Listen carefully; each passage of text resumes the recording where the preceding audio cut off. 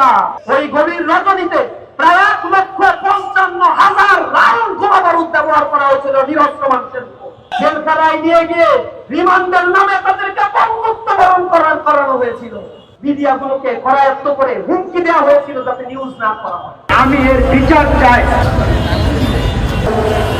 5 মে সংগ্রামী উপস্থিতি কিছু কিছু মিডিয়া সেই সময় ওই সরকার ছিল ইসলাম বিদ্বেষী নাস্তিক সরকার। ফাঁসিবাদ সরকার তখন তাদেরকে পৃষ্ঠপোষকতা দিয়েছিল। দেশের জনগণ তখন ফুঁসে উঠে বাংলাদেশের টেকনাফ থেকে তেতুলিয়া পর্যন্ত গণজাগরণ গড়ে তুলেছিল। প্রত্যন্ত এলাকাগুলোতে তারা কণ্ঠস্বর উচ্চকিত করে বলেছিল যে এই নাস্তিক ব্লগারদের বিচার নিশ্চিত করতে হবে। সেই বিচারের দাবিতেই এই শাপলা চত্বরে তারা 5ই মে জড়ো হয়েছিল। কিন্তু তাদের সুষ্ঠু বিচার না করে ধর্মবিদ্বেষীদের বিরুদ্ধে ব্যবস্থা না নিয়ে সরকার সেদিন নীল নকশা প্রণয়ন করেছিল। আইন শৃঙ্খলা রক্ষাকারী বাহিনীর আওয়ামী পেটুয়া সদস্যদেরকে সেখানে নিয়োজিত করেছিল। বিজিবিদেরকে এখানে মোতায়েন করা হয়েছিল। ঘুম বাহিনী, র্যাব বাহিনীকে এখানে মোতায়েন করা হয়েছিল।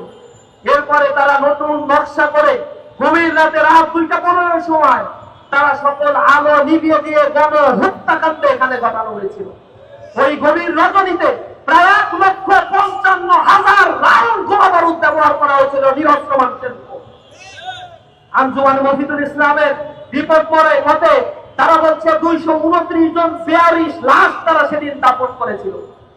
সরকার বলেছে সার্চলাইট দিয়েও নাকি মৃত্যুর সংখ্যা খুঁজে পাওয়া যাচ্ছে না। খুঁজা মানবাধিকার তাদের মদতপুষ্ট কিছু মানবাধিকার কমিশন বলছে 11 জনের লাশ পাওয়া গিয়েছে। এটা নিয়ে যখন কিছু মানবাধিকার সংগঠন সরব ভূমিকা রেখেছিল তখন মানবাধিকার সংগঠনের প্রধানদেরকে আদিলুর রহমান খান থেকে শুরু করে আরো কয়েকজনকে তারা গ্রেফতার করে অন্ধকার কারাগারে নিক্ষেপ করেছে।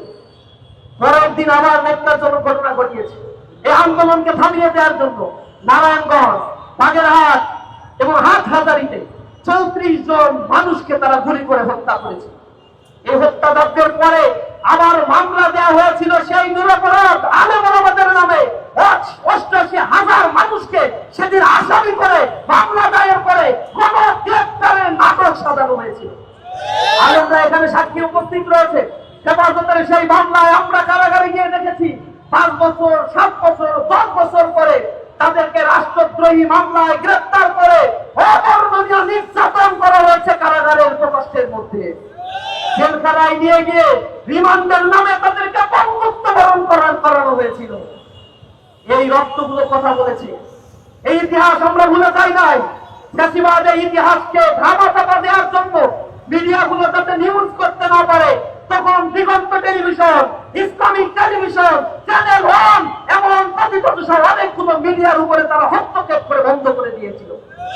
দিগন্ত টেলিভিশনের তৎকালীন সময়ের কলাকৌশলী সাংবাদিকদের একটা অংশকে অবর্ণনীয় নির্যাতন করেছে। ঘুমের মতো ঘটনাও ঘটানো হয়েছিল। মিডিয়াগুলোকে করায়ত্ত করে হুমকি দেওয়া হয়েছিল যাতে নিউজ না করা হয়। ফ্যাসিবাদ উৎপাদনের কেন্দ্রে পরিণত হয়েছিল এই শাপলা প্রান্ত। স্বচ্ছ রক্তের দাগগুলো এখনো আমরা ভুলি নাই।